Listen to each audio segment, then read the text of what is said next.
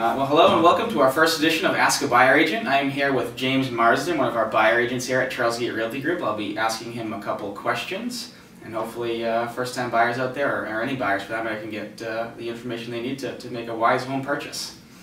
So James, for the first question, I'd say, let's start at the beginning. What would you think is the first step or the best step a buyer who's researching the home buying process could do?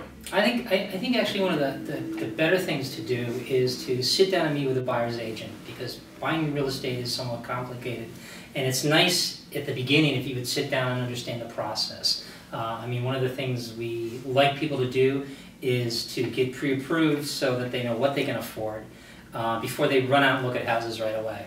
You get a lot of phone calls from people that say, I want to see this house, but it's always better to understand the reasoning why they like that particular house, whether they can afford that particular house, if that house in that neighborhood even is what their end game is looking to be. Great. So you mentioned, getting pre-approved as well as meeting with a buyer agent. What do you think is the right thing to do first? Does it matter? Well, I think it's easier for the agent if people would sit and meet with them first, because once again, the buying process is a number of steps, and getting pre-approved is one of the beginning steps, and it's very, very important, but to sort of how that step relates to everything else you do.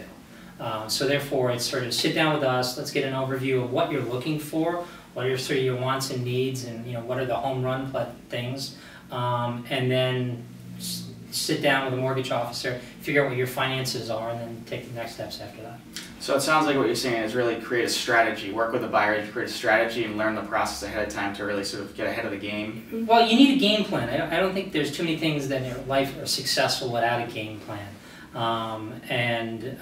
So therefore, I think step one, form a game plan instead of getting halfway down the road and then coming up with a game plan and maybe having to backtrack and so forth. Great.